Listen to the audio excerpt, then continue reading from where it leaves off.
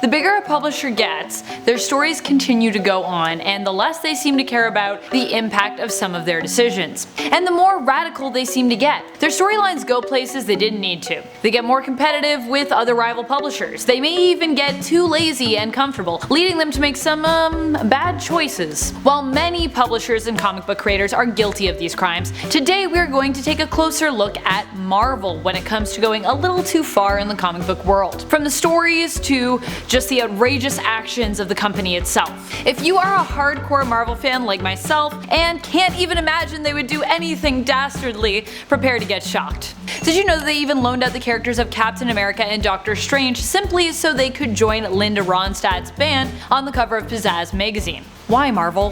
Why did you let this happen? Primo example of Marvel taking things too far in terms of selling out. Also, is that C-3PO in the background on drums? Brought together even before Disney owned the world, it seems. Alright, let's get counting. Number 10. Venom makes out with Ben Grimm. Don't worry, Marvel isn't exactly shipping this, though either way, this moment was still not okay. During a fight, Venom sticks his tongue into an open Ben Grimm's mouth and extends his tongue down Ben's throat and through his entire body, threatening to shatter him, as technically his tongue can also be an extendable symbiotic tendril. Not only is this far too much tongue, Venom, it's just far too much in terms of subject matter, Marvel. Also look at the cover for the issue of Venom where this happens. The sexualization of Venom in comics itself goes too far in general. Stop trying to make Venom sexy, Marvel, it's weird. It's now even extended into the films. In the Venom film, Venom and Eddie Brock are almost more shipped than Eddie Brock and his recent ex-wife Anne. Their love knows no bounds. Number 9. Clark Kent. Marvel unofficially and illegally borrowed Clark Kent. Yeah, Clark Kent has been appearing in Marvel Comics as early as 1976, and even made an appearance in the 2006 Fantastic Four. Apparently DC has never complained, as Marvel has only really ever let him appear in the background. The original appearance of him was meant to just be a tiny nod, a little poke fun. The Clark Kent of Earth 9602 even has superpowers very closely resembling Superman. Granted, this is as a result of the DC Marvel crossover where the version originates and represents a combination of Captain America and Superman. So that one's not too bad, really. Number 8. MJ is killed by Spider-Man. Spider-Man Reign is a comic where we get to see an old retired Peter Parker pulled back into action as Spider-Man. Think Old Man Logan, but more senile. It's a weird sound. In this storyline, Peter Parker is all alone as his wife MJ has passed away. Who killed her, you might be wondering? Which villain is to blame? Well, the murderer in this series is none other than the old man Parker himself, who also struggles to live with this, blaming himself for her death. As he sort of should. How did he kill her? Apparently by sleeping with her.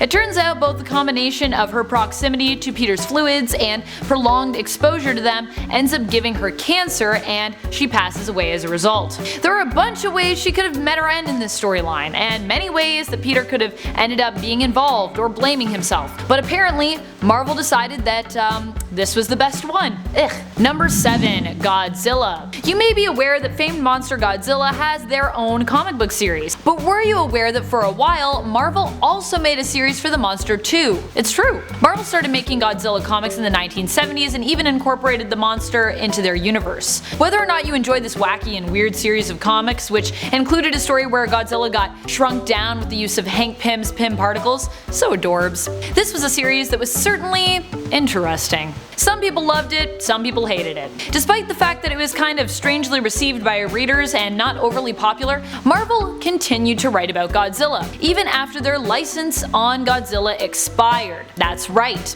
Though his appearances, while not under the license, have been fewer, and they have tried to change the look of him and sometimes the name that he is referred to as, Marvel would continue to illegally use his likeness and name for years after. Bad Marvel. Number 6. Shipping Hulk and She-Hulk. You heard me right.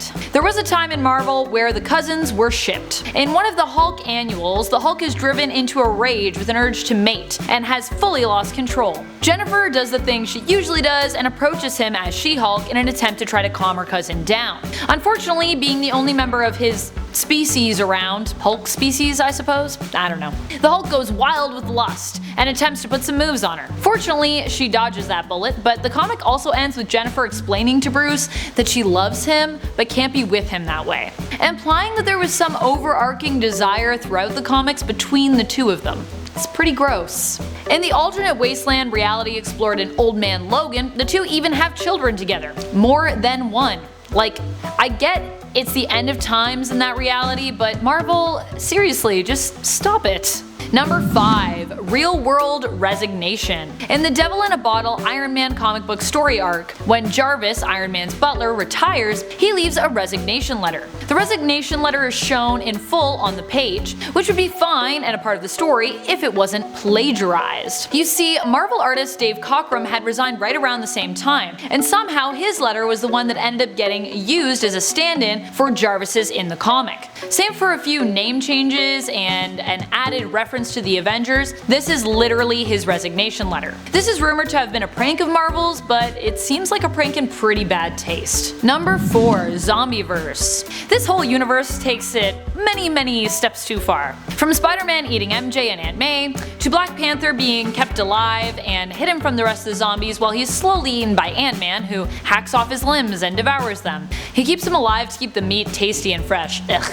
This world takes everything too far. And unfortunately, all its twisted gore seems to have become popular enough to have meant that we have had more than our fill of the Marvel Zombieverse. Number 3. Hidden Messages. Ooh, okay, this one is a whopper. In New X-Men issue 118, there appear to be hidden messages within the art. The hidden messages simply spell out the word sex, but they are all over the place. When the writer of the issue, Grant Morrison, and then team were approached about the fact that everyone had noticed this in the early 2000s when the comic came out, they denied that it even happened. Morrison insisted that it was just people looking for words that didn't even intentionally exist. I guess we're just seeing sex everywhere, wow. Whatever the reason though, the word sex do definitely seem to appear in almost every panel. Check it out for yourself. Many have speculated about the reason behind this strange occurrence, the real reason, but still, no one has seemed to have fessed up to the subliminal messages being hidden in the pages of the comics. So I guess we'll never know. Why did they do it? To sell comics. Probably. Number 2. The love story of Norman and Gwen. Or rather the horror story. In the Since Past storyline, we found out that Gwen Stacy slept with Norman Osborn and birthed his children. This storyline goes too far in so many ways. 1. Hasn't Gwen been through enough? Why did they need to do this to her poor character? She not only has his children, twins, but is also then later murdered by Norman, who raises the kids claiming that they were Peter and Gwen's, and works to turn them against Spider-Man, who he also claims is responsible for their mother's death. 2. When Peter finds out about all this, his initial reaction is not to express concern for his partner's physical or mental well-being, no. His first concern is wondering whether or not he was still Gwen's first. The writing in this comic takes us beyond some of the worst writing imaginable. Like, what is even happening here? Were these writers even trying? I hope not. Goodness. Number 1. Stealing Captain Marvel. If you're familiar with your comic book history, and beyond that, comic book legal history, you know that Captain Marvel was trademarked by Marvel first. So in terms of the legal battle, they have often been viewed as the rightful owner of the name Captain Marvel. Sure, I'm not going to disagree there. Marvel are the ones who own the actual trademark, but before they had the trademark for the name, it belonged to Fawcett Comics, who had a hero under that name that they reportedly had to stop using due to their Captain Marvel's similarity to DC's Superman. So while Marvel Comics owns the name, before it belonged to them, it was sort of unofficially DC's, as they saw it attached to Superman. In terms of the fact that Fawcett Comics also had to stop using the name because of them. DC then used the name for Billy Batson's superhero alter ego, Captain Marvel, after purchasing the trademark for the other Captain Marvel from Fawcett. Yeah, it's very confusing. So DC called their hero, who we also know as Billy Batson, Captain Marvel. But the title of the comic was Shazam, which made everything legally okay. Eventually Marvel sent them a cease and desist and made them eventually back off the name, leaving Shazam sort of without a name. In fact, if you watched DC's Shazam film, you may notice they never really call the superhero by a particular name, leading many to blame Marvel for leaving DC's Captain Marvel, or rather Shazam? Nameless. Thank you so much for watching, Nerd Squad. I hope you enjoyed this list. Would you like to hear more about times Marvel went too far? Do you agree or disagree with our list? Let us know in the comments below. Are there other comic book crimes that you would like us to shock you with? Maybe from IDW or from DC? While you are on your way to rant and rave with us in the comments below, remember to smash that sub, ring that bell, and click that like on your way. Till next time, this is Top 10 Nerd, and I'm your host Amanda McKnight, reminding you, as always, to stay nerdy, YouTube.